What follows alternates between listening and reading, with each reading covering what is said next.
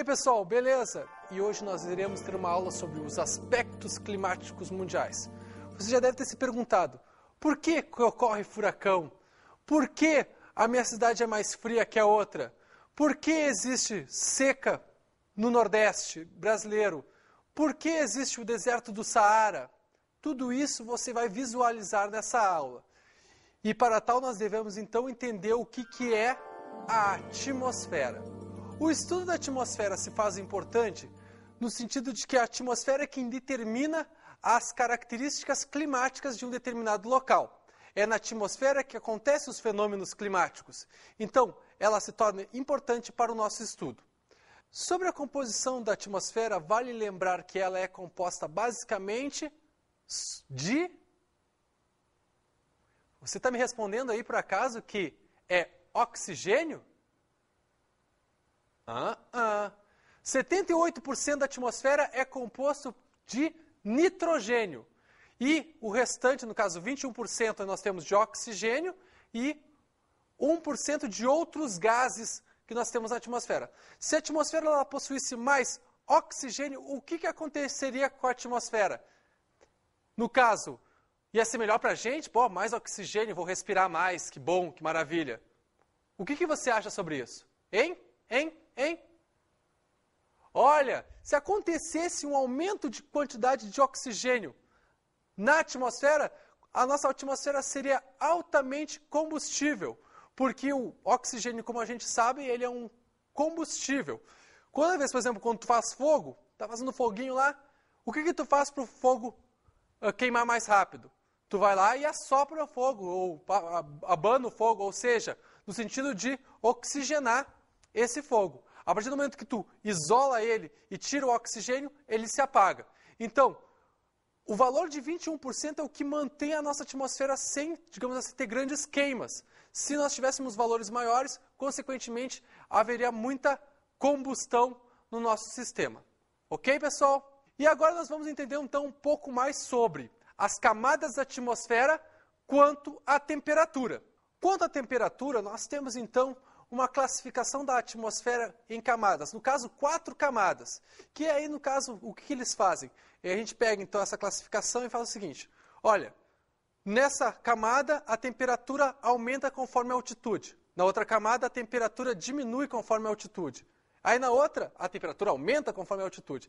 É isso que a gente vai ver agora. Vai tentar entender as características de cada camada da atmosfera. A primeira camada é a troposfera. A troposfera é a camada onde nós, seres vivos, vivemos. É onde as aves voam, onde os humanos caminham. É a troposfera, a camada da atmosfera onde nós vivemos, então. Uma das características da troposfera é a seguinte: a temperatura diminui com a altitude. Veja bem, a temperatura diminui com a altitude. Este é um dado importantíssimo. Outro dado importante sobre a troposfera é o seguinte: é o fato de que a maioria dos fenômenos climáticos que ocorrem na troposfera. E outra coisa que é importante lembrar da troposfera é que praticamente toda a massa da atmosfera está concentrada na troposfera. Cerca de 80% da massa da atmosfera está concentrada na troposfera. A troposfera é, então, a camada onde se concentra a maioria dos gases pesados, tá ok? Sobre a estratosfera. Na estratosfera, como o ozônio está concentrado no seu topo, consequentemente, o que nós temos? Nós temos, então, um aumento da temperatura conforme a altitude. Vejam bem, na estratosfera nós temos um aumento da temperatura conforme a altitude, ok? Na mesosfera, como o ozônio se concentra na base, acontece o contrário novamente, ou seja, a temperatura na mesosfera diminui com a altitude, ok? E a termosfera é a camada, né, no caso que a gente pode também chamar de ionosfera, porque é a camada eletricamente carregada que nós temos. É lá que ocorre o fenômeno, por exemplo, da aurora boreal. Nesta camada, a temperatura aumenta com a altitude. Então, resumindo, nós temos, então, uma troposfera onde a temperatura diminui com a altitude, Depois nós temos a estratosfera, onde a temperatura aumenta com a altitude. Depois nós temos a mesosfera, onde a temperatura diminui com a altitude. E por fim, nós temos a termosfera ou ionosfera, onde a temperatura aumenta com a altitude. Mudando um pouco de assunto, nós vamos agora discutir então tempo e clima. Você já deve ter dito, por exemplo, hoje o clima está ruim, hoje vai chover, o clima está ruim. Se referindo então a coisas que vão acontecer naquele momento.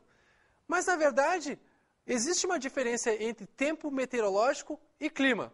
Mas eu gostaria de saber de você, qual é essa diferença?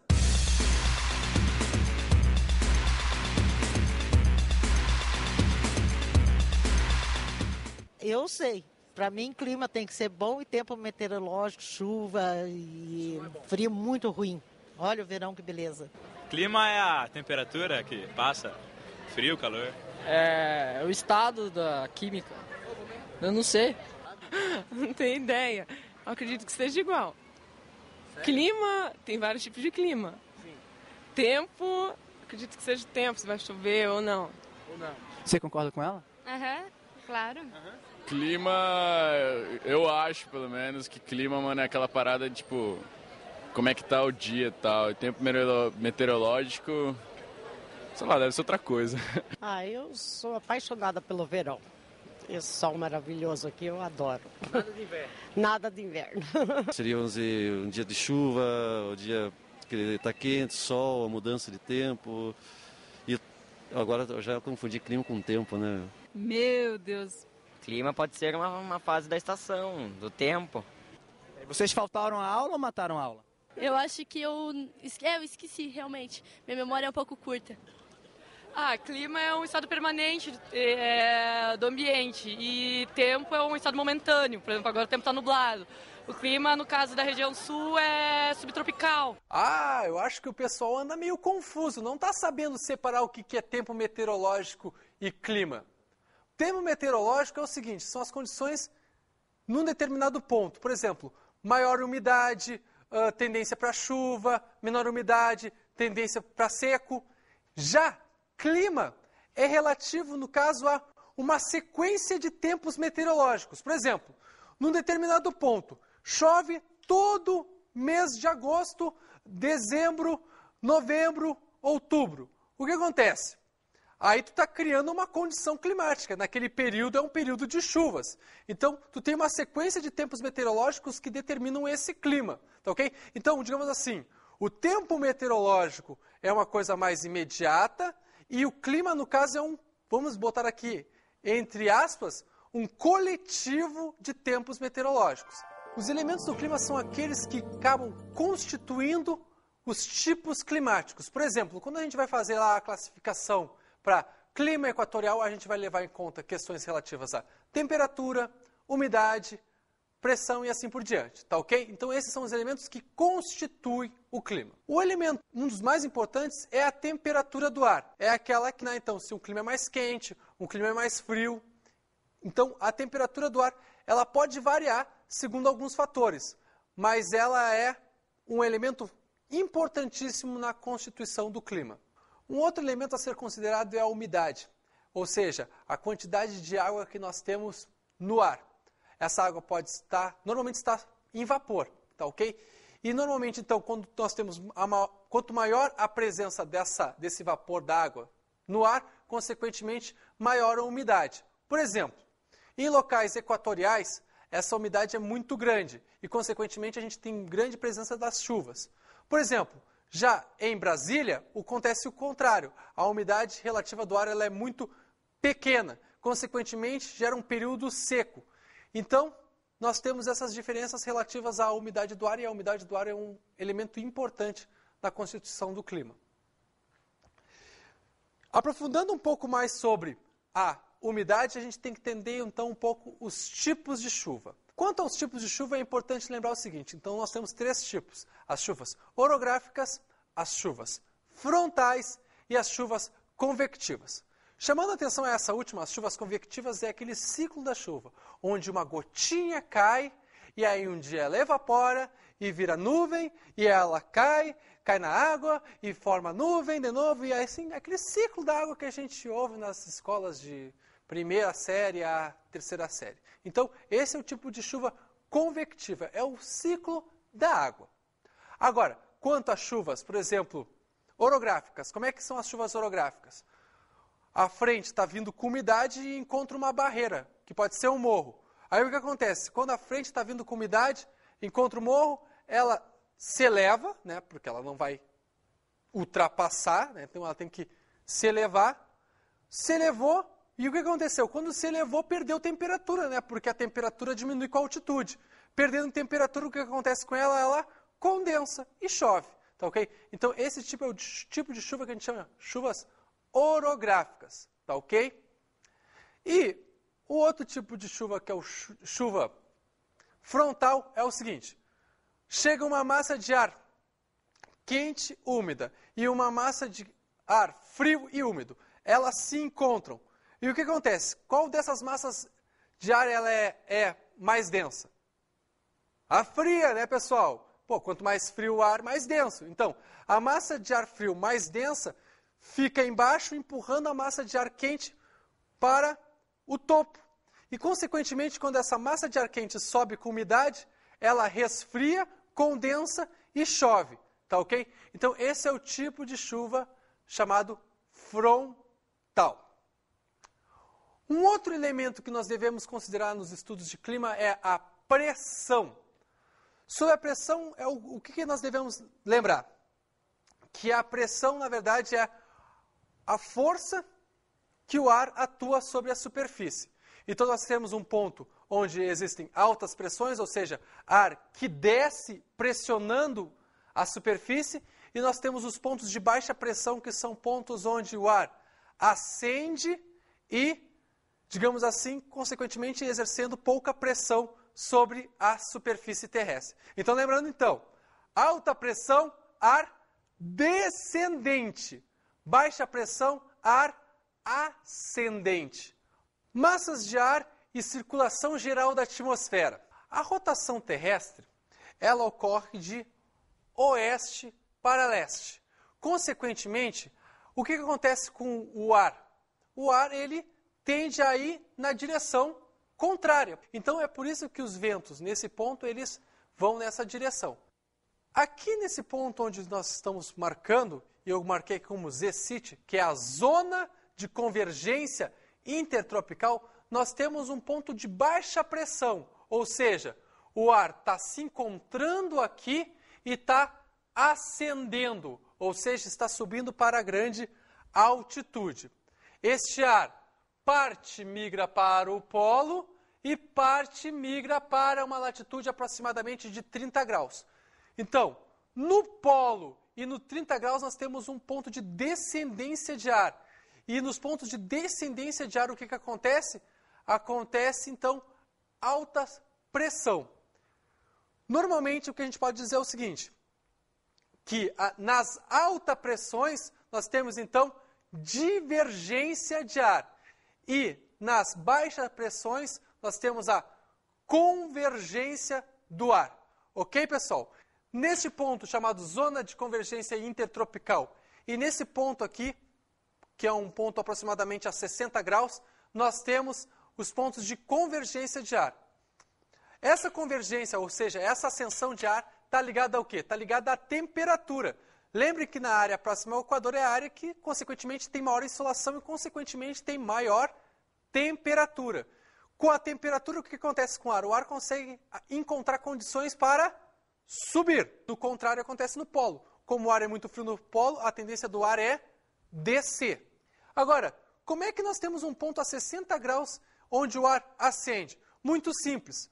O ar proveniente da alta subtropical encontra o ar proveniente da alta polar. Esse ar proveniente da alta subtropical, ele é mais quente, no caso, do que o ar polar. Quando eles se encontram, o ar proveniente da alta subtropical, a tendência dele é subir. Tá ok, pessoal? É por isso que esse ponto é um ponto de baixa pressão. Tá ok? Você deve ter se perguntado, então, aqueles fenômenos, furacões, onde é que eles acontecem, o que eles são? Bom, um furacão é um ciclone tropical, que é formado numa baixa pressão, no caso, nas baixas pressões existentes próximos à zona de convergência intertropical. Agora, nós temos, no caso, também os ciclones extratropicais, que são aqueles que não ocorrem nesse ponto, e sim nesta baixa pressão. O importante de um ciclone é que ele sempre acontece numa baixa pressão e sempre acontece no mar. À medida que ele atinge o continente, ele perde a força, tá ok? E aí, o contrário dos ciclones são os anticiclones, que são o quê? São os centros de alta pressão. Sobre ventos e brisas. Sobre brisas, é importante a gente lembrar a diferença entre brisa terrestre e brisa marinha. A brisa marinha, vamos explicar ela agora. Pensa comigo. Num dia ensolarado, né, tu na praia, o que acontece? Qual é a superfície que vai estar mais quente durante o dia? É a terra ou é a água? Pensa um pouquinho. Não me dá essa resposta. Essa resposta eu não quero. Ah, te ligou que é a terra, porque o calor específico da terra é menor. Consequentemente, a área de terra esquenta mais rápido e esfria mais rápido. Então, o que acontece? Essa área acaba estando mais quente.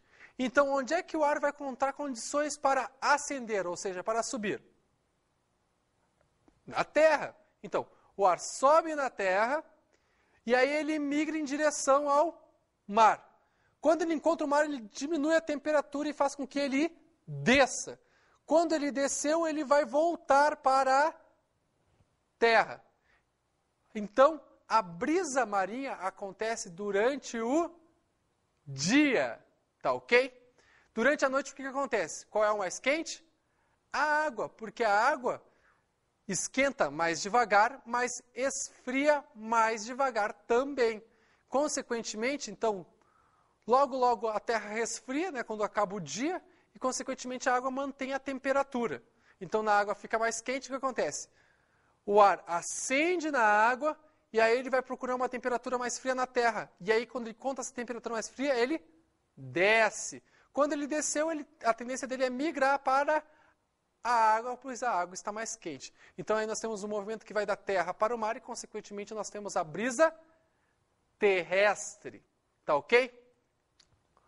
Outro tipo de característica que a gente pode apontar são relativas aos ventos.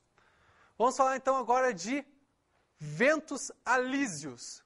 Bom, pessoal, os ventos alísios são aqueles ventos equatoriais que são gerados pela rotação terrestre. São aqueles ventos que se encontram na zona de convergência intertropical. Esses ventos são permanentes, porque eles são frutos da rotação terrestre e do efeito de Coriolis, que é gerado pela rotação terrestre. Ok? Outro tipo de vento que não pode se esquecer é as monções, que ocorrem no Sudeste Asiático. As monções levam chuvas para a área do Sudeste Asiático no verão. Agora vamos entender um pouco mais essa sistemática. Bom, no verão, o dia é mais longo que a noite. Consequentemente, faz com que haja uma baixa pressão aonde? Na terra ou na água? Na terra, né? Porque durante o dia, né, lembrando então que a terra aquece mais facilmente. Então o ar ascende sobre a terra e migra para o oceano. E do oceano ele vem trazendo umidade, consequentemente trazendo chuva. Então nas monções chove por causa disso. Outro dado que é importante são as monções de inverno, que aí acontece o contrário. A noite é maior que o dia. E a noite sendo maior que o dia, o que acontece? O ar acende aonde? Acende no oceano. Consequentemente, do oceano ele acendeu, ele migra para a terra e desce na terra. E aí o ar então vem da terra para o oceano. Consequentemente, deixando um período seco nesta área do Sudeste Asiático. Tá ok? Então esses são alguns ventos que são importantes da gente lembrar na hora do nosso estudo. Um outro elemento do clima é o albedo. Bom, até vou fazer uma brincadeira com essa ideia de albedo. Você tem um colega que você chama de sem sangue, de papel, você também poderia chamar ele de albedo. Por quê? O albedo é o seguinte, é o índice de reflexão que nós temos na superfície terrestre. E onde é que o albedo é maior? Qual é a cor que reflete mais a incidência solar? Não acredito que tu me respondeste preto. É o branco, né, pessoal? Então, a área que mais reflete a energia solar é onde? É o polo, porque o polo é praticamente todo constituído de neve.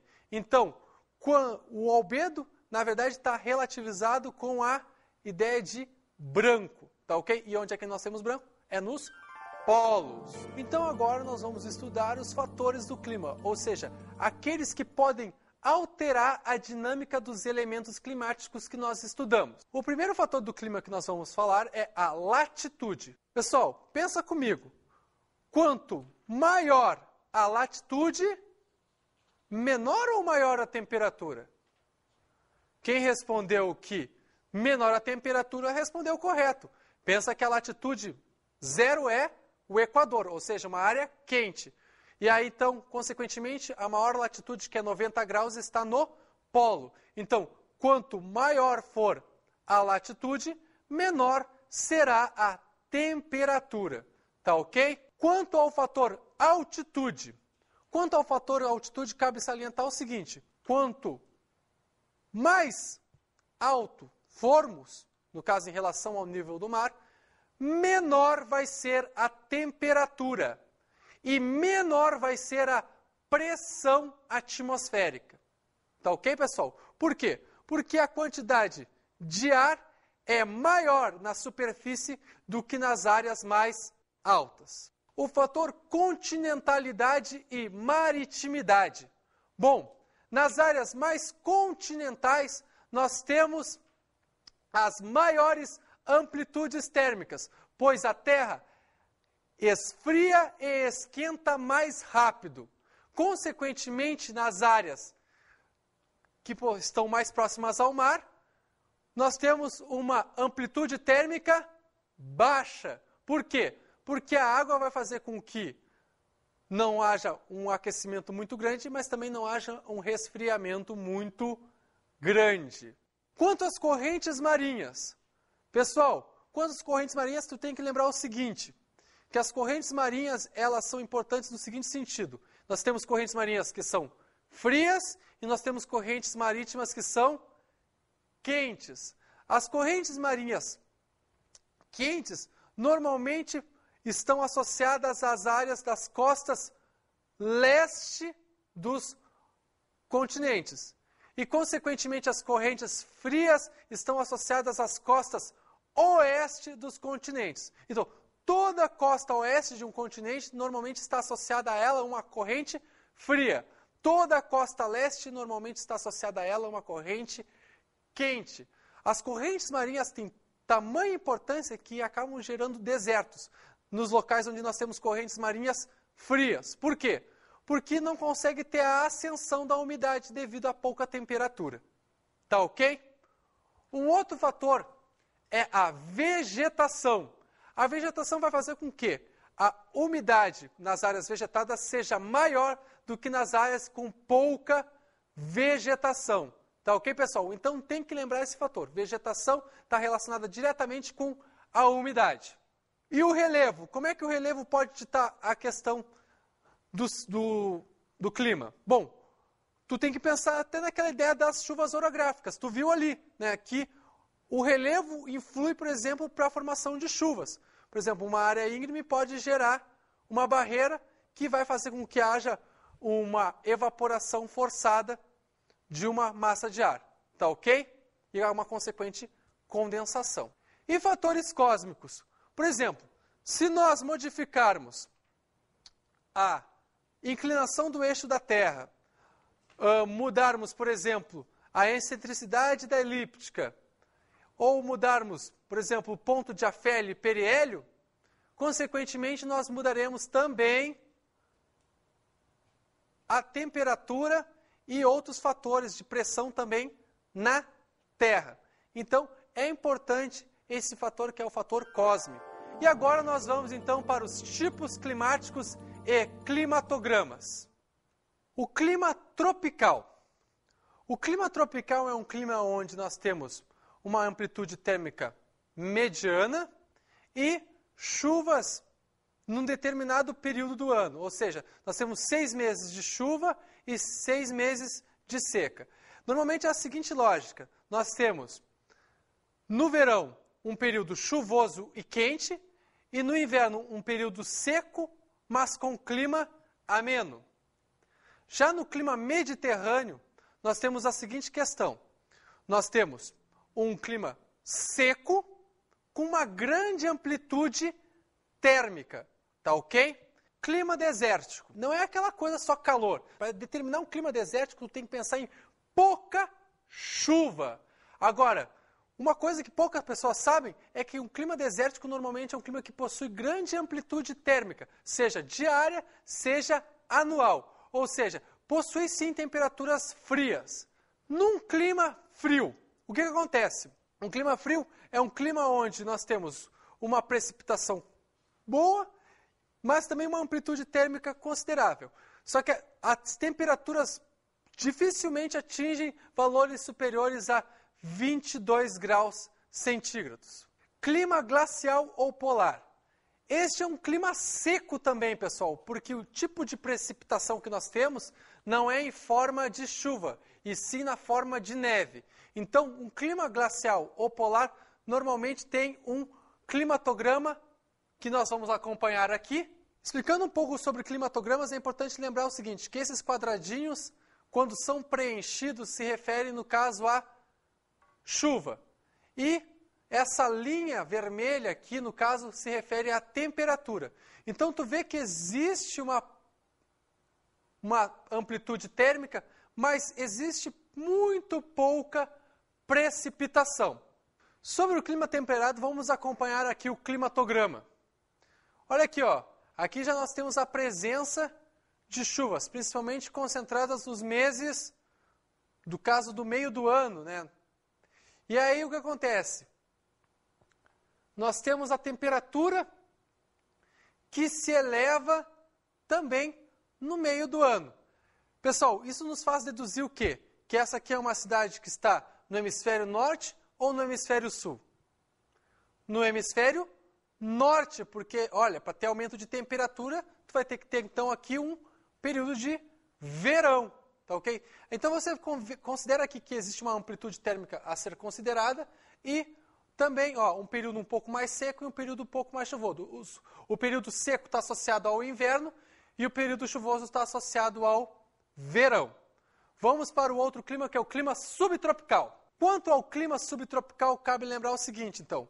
Chuvas bem distribuídas, né, embora hajam algumas concentrações, e temperatura que, digamos assim, também possui uma grande amplitude. Ó. Quando a amplitude ela é pequena, a linha se mantém mais reta. Olha, quando há uma curva nessa linha, o que acontece? A gente pode dizer que existe uma amplitude a ser considerada. Então, olha aqui. Essa cidade fica no hemisfério sul ou no hemisfério norte? Ah, aqui é o contrário. Olha aqui, ó. O verão, temperaturas altas. Ou seja, então o verão é aqui. Consequentemente, aqui é hemisfério sul, tá ok? Porque a queda de temperatura se dá nos períodos que estão no meio do ano, tá ok? Agora nós temos o clima equatorial. Vamos ver o clima equatorial. Aqui a amplitude térmica é baixa, tá ok? E por que a amplitude térmica ela é baixa? Porque é um local onde nós temos grande insolação. Essa insolação faz com que haja grande evaporação e a consequente quantidade de chuvas. Olha quanta chuva nós temos nessa área. Impressionante, né? Nessas áreas do equatorial, muitas vezes os caras marcam o encontro depois da chuva, porque chove todo dia. Tá ok, pessoal? Vamos para o próximo clima, que é o clima tropical semiárido. O tropical semiárido é o seguinte, pessoal. Nós temos um período onde existem chuvas, que é um período restrito a 3 meses, e nos demais meses, seca. A área da Caatinga, no Brasil, é uma área que está sob um clima tropical semiárido. E olha aqui a amplitude térmica. A amplitude térmica ela é baixa. Tá ok? Então agora a gente vai falar um pouco sobre as mudanças climáticas. Você já deve ter notado que em alguns lugares do mundo o clima anda mudando. E mudando por quê? Com a maior emissão de gases na atmosfera, consequentemente essa tende a reagir e essa mudança, gerando mudanças, no caso, no clima da Terra.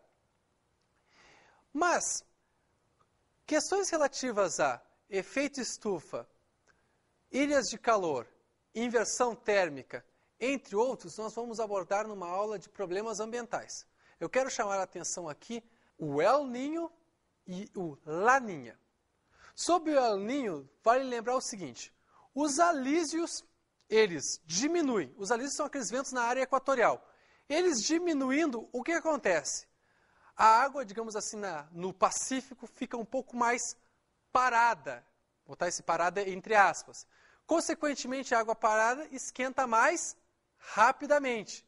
E, consequentemente, esse aquecimento provoca alterações na dinâmica local.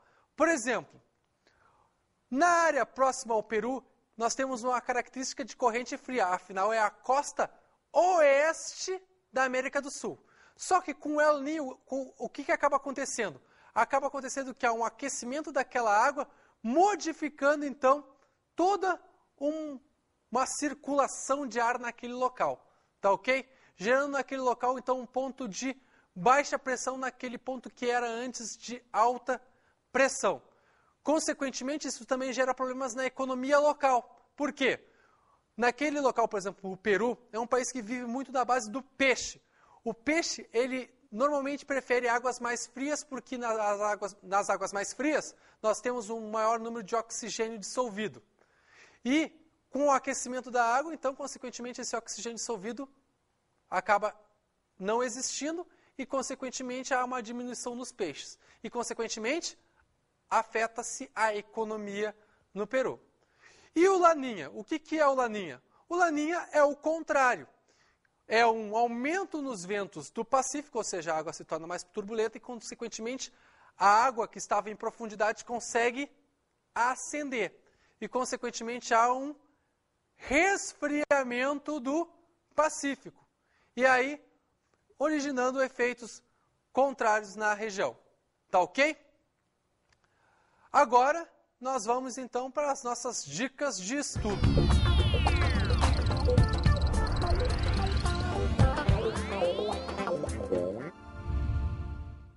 Uma dica de estudo é o livro Espaço Geográfico e Globalização de Eustáquio de Sene e João Carlos Moreira. É um livro onde você vai encontrar as questões climáticas e ainda mais, vai poder relacioná-las com as questões relativas ao mundo econômico. É muito interessante a leitura que nós temos nesse livro. Tá ok? E bom, pessoal, estamos finalizando a nossa aula. Eu espero que você tenha gostado e tenha aprendido bastante nessa aula. Agora é você quem faz o estudo em casa. Até mais! Tchau!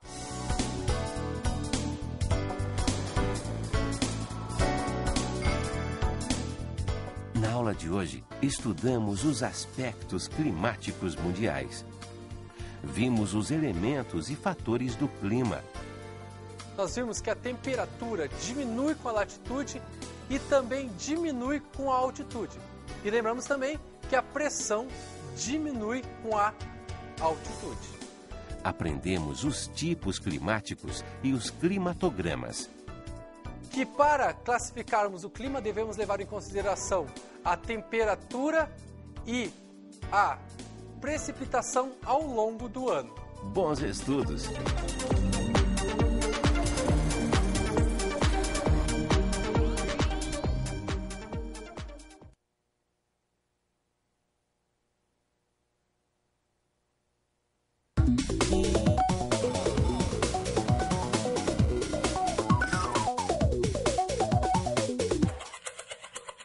E aí, professor, como é que você pode trabalhar essa aula? Bom, uma ideia talvez seja pedir para que os alunos peguem a temperatura de algumas cidades do seu estado. E aí o que acontece? Você pega essas cidades e tentem buscar os dados de altitude, distância do mar e latitude. E aí, tente fazer com que seu aluno faça algumas correlações utilizando esses 3 fatores do clima. Até mais, professor.